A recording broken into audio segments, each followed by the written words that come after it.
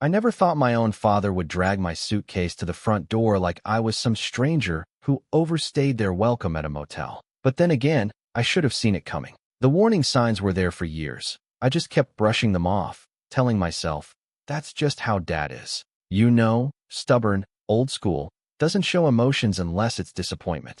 I'm Sean, 26, and until 3 weeks ago, I was living in the guest room of the house I grew up in. Emphasis on was.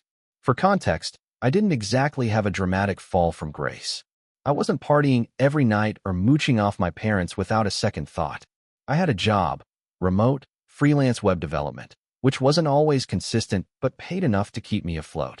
When the lease on my old apartment ended last year and the rent doubled overnight, my parents offered, more like suggested, I moved back home for a bit to save money. I didn't really want to. I knew living with them again in my mid-20s would be, let's say, complicated. But I agreed, thinking it would just be temporary. 6 months, max. That was the plan. At first, it was okay. Mom was thrilled to have me around again, or at least she pretended to be. She'd cook dinner and asked me to join her while she watched her cheesy medical dramas. Dad was more reserved but civil. We had this unspoken truce. I stayed out of his way, and he stayed out of mine. It worked. Until it didn't. The first time I felt something shift was during a Sunday lunch. Mom made roast chicken, the kind she knew I loved, and we were all seated at the table, me, her, and Dad, who was already 2 beers in by the time I sat down. Somewhere between passing the mashed potatoes and refilling his glass, he looked at me and said, in this weirdly casual tone, "So, when do you plan on getting a real job?" I blinked. "I have a job." He snorted. "Freelancing isn't a job. That's just being unemployed with extra steps." I laughed awkwardly, assuming he was joking. He wasn't. Mom tried to defuse it. "Come on, Joe. It's different now. Everyone works from home." But he wouldn't let it go. If he's working so much, how come he's home all day, every day?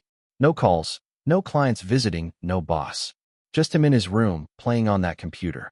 "It's coding, Dad," I said, keeping my voice calm. "I build websites. I work with clients remotely." "Right?" he muttered, stabbing his chicken. "Building websites. Like a hobby." That exchange stuck with me for days. I didn't say anything, didn't bring it up again. But the tension started growing after that. He'd make little digs whenever we crossed paths in the hallway. Stuff like, when I was your age, I already had 2 kids and a mortgage. Or, must be nice, living here rent-free while the rest of us break our backs. I try to laugh it off, but there was always this lump in my throat after. It's strange how fast you can feel like a stranger in your own home. Mom didn't say much. She'd give me these sad, tight-lipped smiles and change the subject whenever things got awkward. But I could tell she was slipping back into old habits. Peacekeeping, keeping Dad from blowing up, pretending everything was fine. She'd ask if I needed anything at the store, but she never defended me directly. Not really. Then came the comment that really stung. I had just wrapped up a huge client project. A full e-commerce redesign that took me 3 weeks and paid me more than what Dad probably thought I was worth in a month. I mentioned it casually over breakfast, feeling kind of proud. "Well," Dad said, sipping his coffee, "maybe you can finally start paying your way around here, huh?" I looked at him. "I've been buying groceries, helping Mom around the house, fixing the router every time it breaks. That's not paying your way. That's being a decent house guest." The word house guest slapped harder than I expected. It was subtle, but clear. I wasn't part of the family anymore. I was a burden. A freeloader, as he would later say more explicitly. Still, I didn't argue. I didn't pack my bags and storm out. I just worked more. Saved quietly. Put money into my own joint account, one my parents didn't even know about. I kept my head down. But that silent resentment simmered, and I knew Dad wasn't going to let it go. A week later, I overheard him on the phone in the garage. I didn't mean to eavesdrop, but the door was open, and I heard my name. "Still here," he was saying. "I swear, Sandra, the boy has no shame. Sitting on that computer all day like he's some kind of tech guru. At this rate, he'll be 30 and still sleeping in the spare room." My stomach dropped. I stepped back quietly and went back upstairs. That was the moment it stopped being annoying and started being personal. I wasn't just overstaying my welcome. I was now a punchline in his conversations. I could feel the walls closing in. Every day became a tightrope walk. If I worked late, He'd make passive-aggressive comments about me sleeping in again. If I left the dishes in the sink, even for 5 minutes, he'd grumble about me, expecting servants. Mom just kept walking on eggshells, hoping to keep the peace. But the peace had already shattered. She just didn't want to admit it. Then came the breaking point. One Thursday afternoon, I was on a video call with a client, a big one, potential retainer for 6 months. I had my headphones in, trying to stay focused, when Dad barged into my room without knocking. "Hey," he barked, "you didn't take the trash out." I muted the call and glanced at him. I was going to after the meeting. "You've been in here all day. You can't walk 10 feet to do a basic chore." "I'm working," he scoffed. "Oh, working. Must be nice to play tech support from your bedroom and call it a career." I didn't respond. I just turned back to the screen, unmuted, and kept talking like he wasn't there. That was the last straw for him. That night, I came downstairs to grab a snack and saw both my parents waiting in the living room. Dad stood by the front door, arms crossed. My duffel bag was on the floor next to him. My backpack too. "What's going on?" I asked, already knowing the answer. "You're nothing but a freeloader," Dad snapped. "It's time you grew up. Found your own place. This isn't a shelter." I turned to Mom, hoping for some sign of support, anything. She didn't meet my eyes. Just said softly, "Maybe it's time you stopped relying on us." There was no yelling, no screaming, just this cold, calculated rejection. I stared at them for a long time, then slowly picked up my bag. I didn't argue. I just left. I didn't cry that night. Not at first. I checked into a cheap Airbnb, lay down, and stared at the ceiling. Not out of sadness, but shock. Like I'd been exiled from my own life. 3 weeks passed. I didn't reach out. Didn't respond to their texts. I just worked, harder than ever. Got the retainer deal. Picked up 2 more clients. Started setting things in motion that I had kept on the back burner for too long. Then, last Friday, my phone lit up. "Why can't we access the joint account?" It was Mom's number. I stared at the message, thumb hovering over the screen, before replying. Asked the freeloader. 10 minutes later, my aunt was calling and blowing up my phone. But I didn't pick up. Not yet. Because they didn't know what I had done. Not yet. And that's when things really started to unravel. I didn't respond to my aunt's calls right away. I just watched the phone ring, over and over again. The name, Aunt Delia, lighting up the screen like some kind of warning siren. First her, then Uncle Dave. Then, oddly enough, my younger cousin Amanda, who I hadn't heard from in nearly a year. Not since she borrowed $300 and then ghosted me when I gently reminded her to pay it back. That was the moment I realized something bigger was going on. But before we get there, I need to explain what they meant by joint account. Because yeah, I technically set one up a few years ago. It was supposed to be a safety net. Back when my grandfather passed, he left a small inheritance to be split between his children, which included my dad and Aunt Delia and their descendants. It wasn't millions or anything, but still a sizable amount. Enough to be life-changing if you used it right. The issue was, Grandpa didn't really trust my dad with money. Or Aunt Delia. And definitely not Uncle Dave, who once bought a motorcycle on credit during a tax audit. So instead of giving it to them directly, he gave me power of attorney over the portion allocated to our branch of the family. I was 21 at the time. Everyone agreed it was fine, just paperwork, Dad had said, waving it off. Mom even smiled proudly and told me, "He trusts you, Sean. That's special." I took it seriously. I didn't touch the money, not unless it was agreed upon. At the time, they'd occasionally use it for repairs on the house, covering an unexpected bill, helping Amanda with a semester of tuition. But over time, the requests got more frequent and sketchier. I started saying no. They didn't like that. Which brings me back to the week before everything exploded. Things had been quiet. Too quiet. No texts, no calls. Not even a "we miss you" from Mom, which I thought I'd get eventually. I told myself I didn't care, that I was used to being the scapegoat. But deep down, it hurt. Every time I saw a mother and son walking together, or even passed a family eating at a diner, something clenched in my chest. It's like they had flipped a switch, cut me out without hesitation, like I was never a part of them in the first place. Until the joint account froze. That account, the one tied to the inheritance, wasn't easy to access. Grandpa had made sure of that. Withdrawals required 2-factor authentication, which came to my phone, and a password known only to me and the estate attorney. Still, I logged in that morning, just to check. Sure enough, Someone had tried to transfer $8,000 out of it twice, and both were flagged as unauthorized. Then I saw it, a name that made my blood run cold. Amanda. She had somehow added herself as an authorized user, or at least tried to, which was impossible unless someone gave her my personal information. I sat there, staring at the screen in disbelief. Not even angry at first, just stunned. I had trusted them. All of them. Now I could see it clearly. This wasn't a family misunderstanding. It was coordinated. A few hours later, the texts started rolling in. MOM. Why is the account locked? We need to transfer the tuition payment. Aunt Delia. Sean, your dad said you were acting out. Please don't be vindictive. Dad. Don't ignore your family, Sean. This money belongs to all of us. Amanda. I'm just trying to finish school, you selfish jerk. I felt this tight pressure in my chest, like I'd swallowed a live wire. And then came the kicker. A message from my mom. I know your father can be harsh sometimes, but you're acting like a child. You're punishing everyone just because we asked you to grow up. That money isn't yours. That line. That money isn't yours. That's when something inside me snapped. Let me rewind just a little to paint the full picture of what I was dealing with. Growing up, I was always the responsible one. The one who didn't make waves. The one who stayed quiet during arguments and offered to do the dishes even when it wasn't my turn. Amanda? She was the golden child.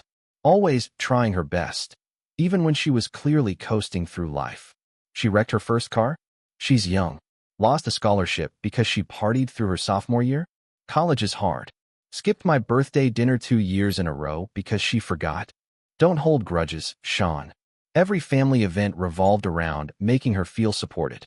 Meanwhile, if I so much as brought up that I was stressed from work or dating trouble, the mood would shift like I was bringing everyone down. I was useful. That was my role.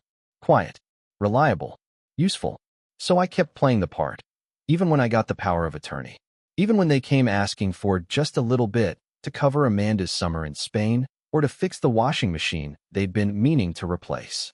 It wasn't until I moved back home that I started realizing just how deep the favoritism ran.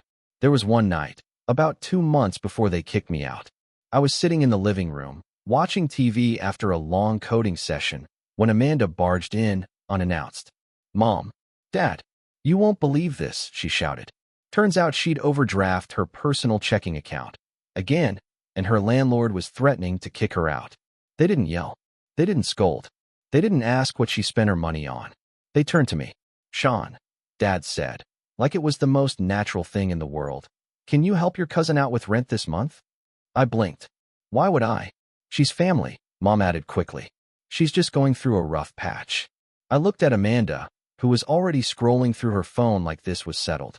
I don't think that's a good idea, I said slowly. We've already helped her twice this year. She needs to figure out a plan. Dad's face hardened. You're seriously going to let your own cousin get evicted? She's not getting evicted, I said. She's just going to have to deal with the consequences of overspending. You're being cold, Mom whispered, disappointed. What happened to you? And just like that, I was the villain. So yeah, when they tried to access the account without telling me, even after kicking me out, it wasn't a surprise. Not really. What was surprising was how far they were willing to go. Later that evening, I got a call from the estate attorney. I just received a strange request from your father, he said. He's asking to have the account transferred into his name. Claims you're mentally unwell.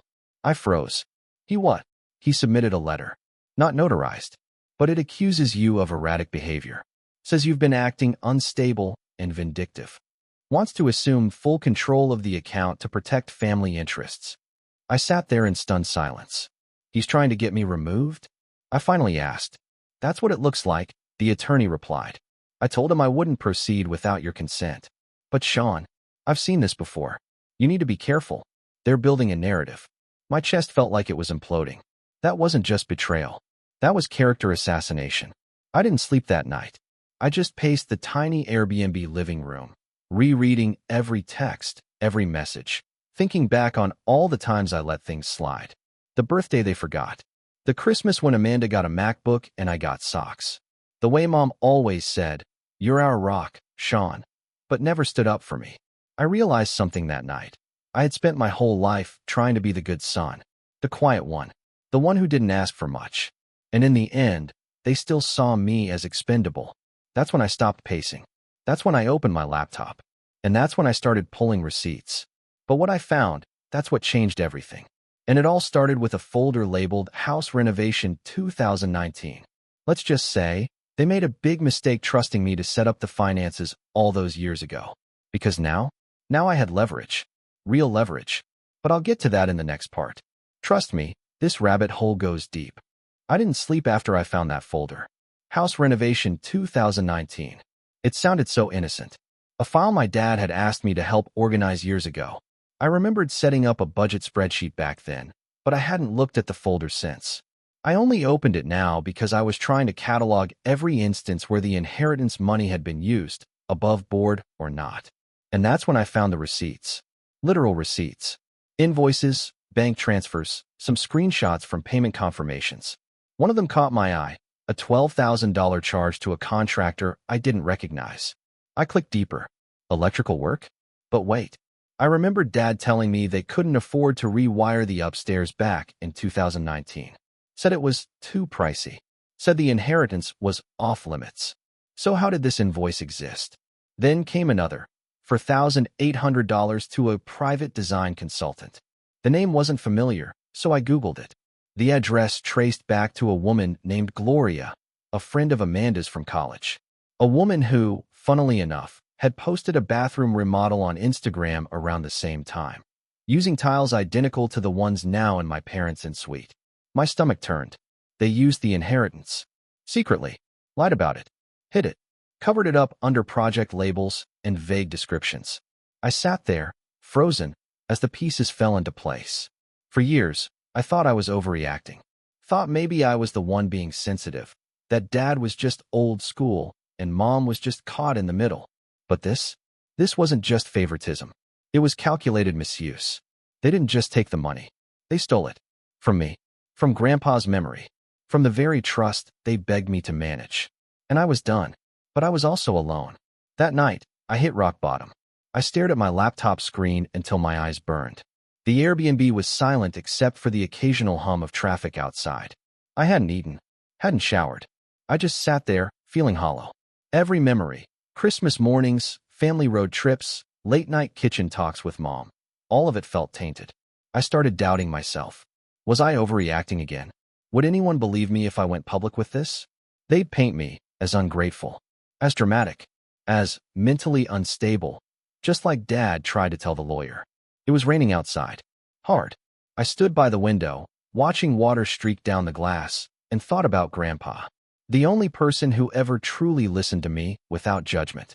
The man who trusted me, not because I was the loudest or most confident, but because I was steady, because I cared. And that's when something clicked. I hadn't just hit rock bottom. I'd finally hit bedrock. The part that doesn't crumble. The part you can build on. The next morning, I got up early, showered, and put on real clothes, not just sweats and a hoodie. I walked to a nearby cafe with my laptop and headphones, sat down with a strong cup of coffee, and opened a fresh document titled Rebuild. It wasn't just about revenge anymore. It was about reclaiming myself. I made a list. Review all financial records tied to the joint account. Compile a timeline of every withdrawal and who authorized it. Track all unauthorized or sketchy payments.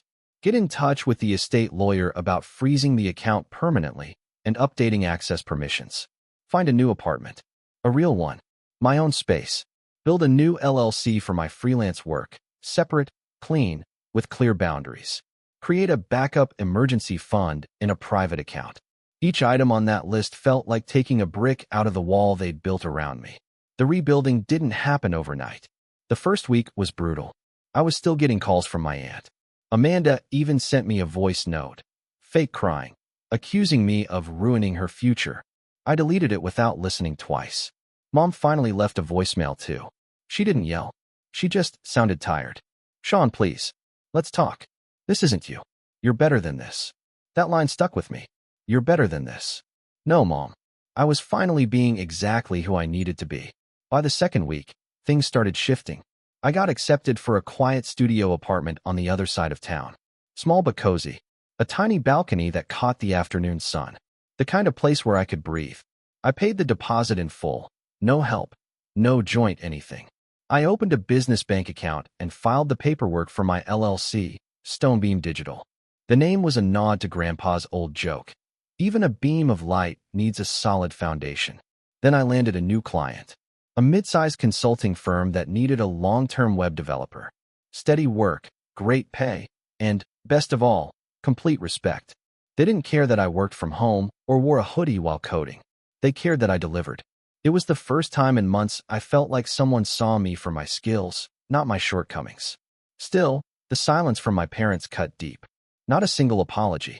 Not even an attempt to make amends. Until the certified letter arrived. I was sitting on the floor of my new apartment, unpacking dishes, when it slid through the mail slot. Cream-colored envelope. No return address, but I recognized the handwriting. My dad's. I opened it carefully. Inside was a printed letter. Not handwritten. Not personal. Printed.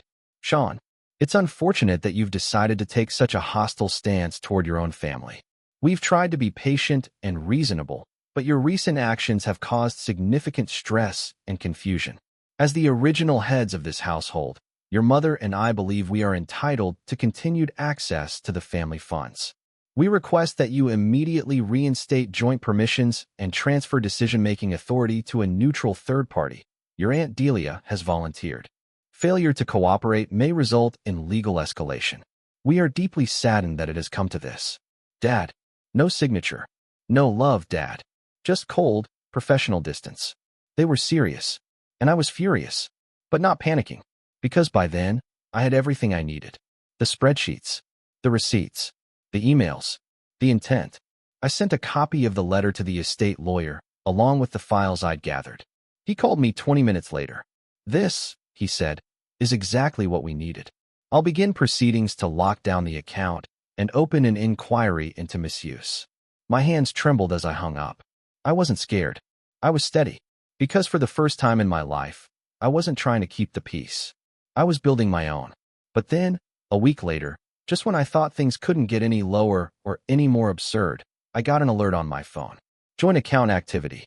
Except the account was supposed to be frozen. And when I checked the app, I saw a name I hadn't expected. Uncle Dave. Somehow, he had tried to reopen the account using fake credentials. And that's when I realized. This wasn't just my parents. This was the whole family. I wasn't dealing with a few manipulative relatives. I was dealing with an operation. One that was about to be exposed. And I had the matches to light the whole thing up.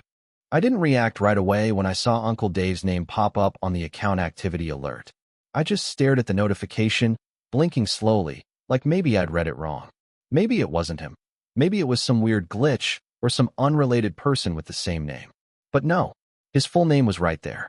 His email, too. And the IP address that tried to access the joint account from the same city he lived in. He wasn't subtle. So now Uncle Dave had entered the game. And that confirmed something I'd been trying to deny. This wasn't just about my parents. This was bigger. They were coordinating. Talking behind my back. Plotting. And for what? A joint account they had no legal access to? Money that was never even promised to them. I sat there for a few minutes, the light from my laptop screen flickering against the wall of my new studio apartment. The place still smelled faintly of paint and cardboard boxes. I hadn't even fully moved in yet. But suddenly, none of that mattered. Because now it was game on. I wasn't just going to defend myself. I was going to set the record straight. And maybe, just maybe, burn a few bridges while I was at it. But this wasn't going to be a screaming match or some childish public meltdown. I didn't want vengeance with fireworks. I wanted precision.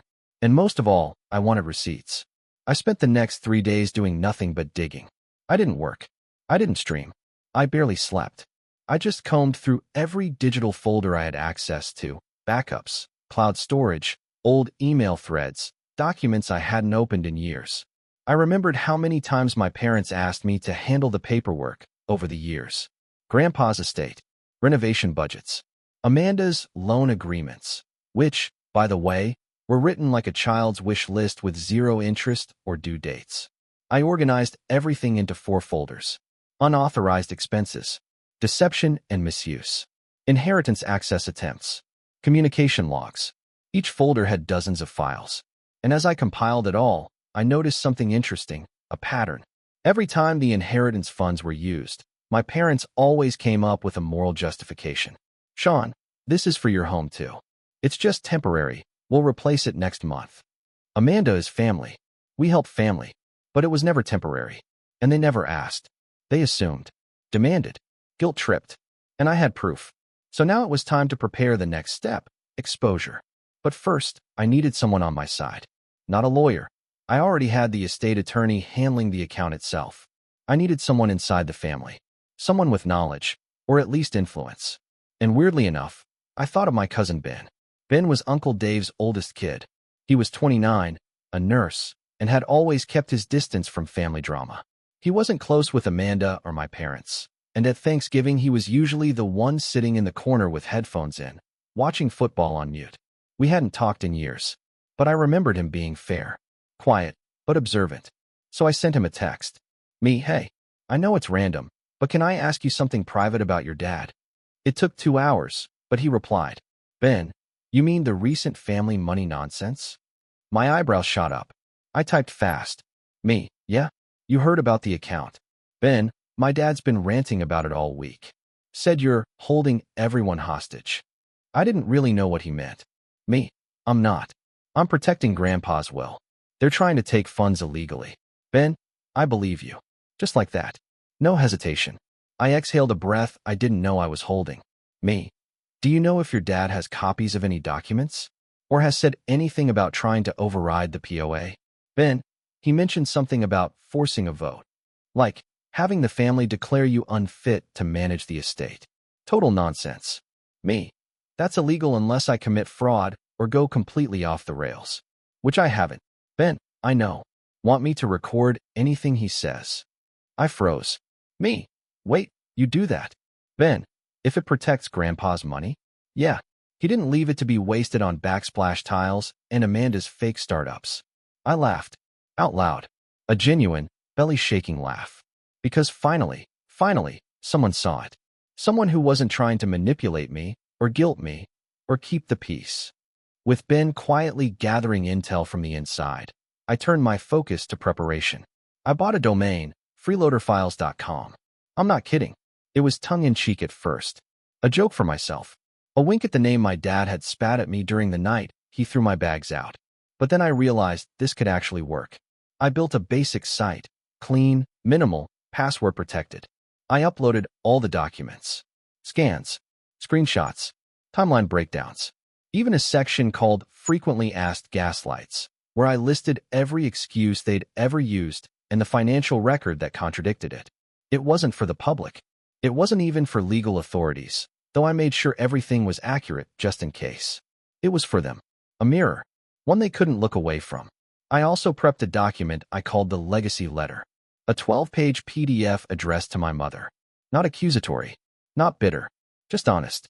I told her everything. What I knew. How it felt. The nights I sat in my car wondering if I was the crazy one. I told her how much it hurt to hear her say, maybe it's time you stopped relying on us, when I had spent my entire life carrying them. Quietly, without complaint. The last line of the letter read, if you still believe on the freeloader, then you're welcome to show this letter to the lawyer. But if you read this and feel even the smallest flicker of guilt, then maybe the person you've been relying on this whole time wasn't me. It was the version of yourself that didn't have to face the truth. I attached the link to freeloaderfiles.com at the bottom.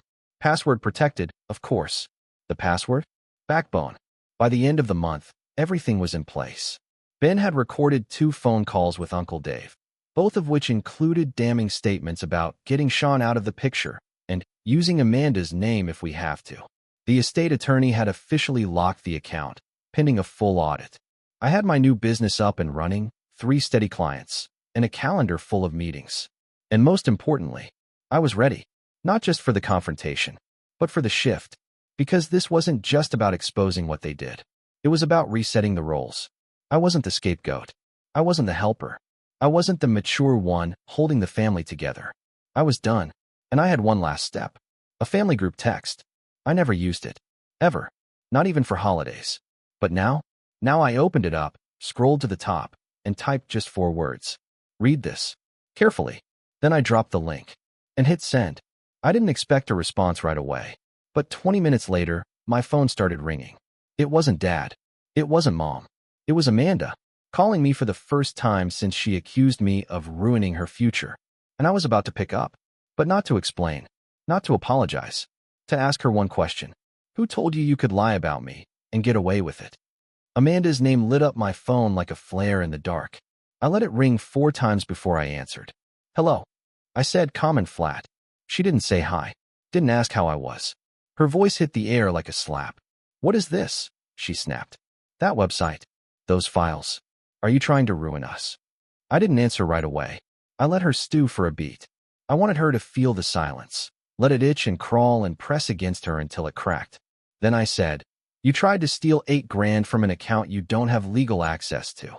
That was a mistake, Dad said. Oh, so you're admitting it now? She sputtered. You're blowing everything out of proportion. You made this expose, like you're some kind of whistleblower. We're your family, Sean. You were my family, I corrected. Until you decided I was just an ATM with Wi-Fi. I needed help. You needed accountability. She paused. Ben betrayed us, she finally muttered. Ben protected Grandpa's wishes. Just like I did. Just like you didn't. Click. She hung up.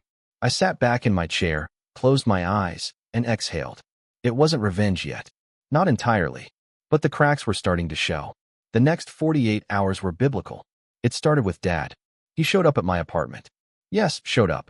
No warning, no text, just banged on my door like a landlord with an eviction notice. I didn't open it. I watched through the peephole as he paced the hallway, red-faced and wild-eyed, waving a printed copy of the legacy letter like it was a warrant. I could hear him through the door. Is this your idea of respect? You humiliate us? You post our personal business on the internet. It's password protected, I said through the door. Only family has the link. So if you're embarrassed, maybe ask yourself why. He went quiet for a moment. Then, you ungrateful little. I opened the door a crack, enough to meet his eyes. Finish that sentence. I dare you. He froze. It wasn't fear. It was shock. He didn't recognize me. Not this version. The Sean who didn't flinch. The Sean who didn't try to patch things up for the sake of peace. You don't get to shame me anymore, I said. You don't get to call me a freeloader after misusing thousands in inheritance funds behind my back. You don't get to throw me out and then ask for handouts. I'm still your father, he muttered. And I'm still Grandpa's legal heir. You don't scare me anymore. He left without another word. The next fallout was faster. Aunt Delia. She emailed the estate attorney, demanding I be immediately removed as power of attorney for being emotionally unstable and vindictive. He forwarded me the email. I replied. Attached were all the call recordings Ben had captured, including one where she clearly said, Sean's too soft. He'll cave eventually. Just push hard enough.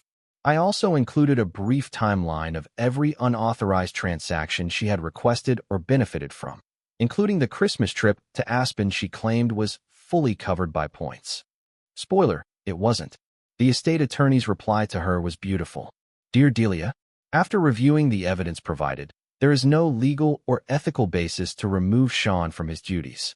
Your actions, however, may warrant further scrutiny. We recommend ceasing further contact unless through legal counsel. 2 hours later, she blocked me on everything. Then came the final act. Mom. No shouting. No emails. No dramatic knocks on my door. She called. Just once. And I let it go to voicemail. When I played it back later, she sounded defeated. Sean, I read the letter. I didn't know about some of it. Or maybe I did, and I didn't want to admit it. I was scared. Your father has always been difficult. I thought if I stayed quiet, it would keep things from exploding. But I see now, silence is part of the explosion. I'm sorry. Not for what he did. For what I didn't stop. I saved the voicemail. Listened to it twice. Then deleted it. Because forgiveness doesn't come from a single voicemail. It comes from change. A month later, the audit concluded. The inheritance account had been frozen completely, pending a redistribution process. Because here's the twist. Grandpa's will had a clause no one had ever noticed, or maybe they had, and ignored it. If misuse of funds was discovered, the estate could reallocate everything to the one descendant deemed most responsible. And guess who the audit found to be the only legally compliant manager? That's right, me. I didn't gloat. I didn't throw a party or send out smug messages. I just had the account restructured, transferred it into a secure trust. And this time, I didn't put anyone else's name on it. Not Mom's. Not Amanda's. Not even Ben's, though I did wire him a thank you bonus big enough to wipe his student loans clean. He refused at first. I insisted. It's not a reward, I told him. It's justice with interest. The final family gathering came 6 months later. A forced Thanksgiving dinner hosted by my grandmother, the only relative not involved in the fiasco. She begged me to come. Said she just wanted one night where people could be in the same room without lawyers involved. I showed up, late, wearing a clean button-down, slacks, and a quiet smile. The room went still when I walked in. Amanda was there, eyes flicking down at her plate. Aunt Delia avoided eye contact. Uncle Dave muttered a hello like his mouth was full of sand. Dad didn't say a word. Mom, she just looked at me like she didn't know whether to hug me or cry. I sat down, ate my food, laughed at Grandma's stories, passed the gravy when asked. The whole time, I didn't acknowledge a single side conversation. I wasn't there to rebuild anything. I was there to mark the line. At one point, Amanda whispered, "Are you ever going to let this go?" I smiled politely. "You think I did this to hurt you?" I said. "I didn't. I did this to stop you." And with that, I stood up, thanked Grandma for dinner, and walked out into the cool autumn air. The stars were sharp that night, cold and clear. I looked up at them for a long time, not because I was searching for answers, because I finally had peace. And if anyone ever asks me why I blew up my entire family over a joint account, I'll say this: because sometimes peace has to be earned, and I stopped waiting for someone to give it to me.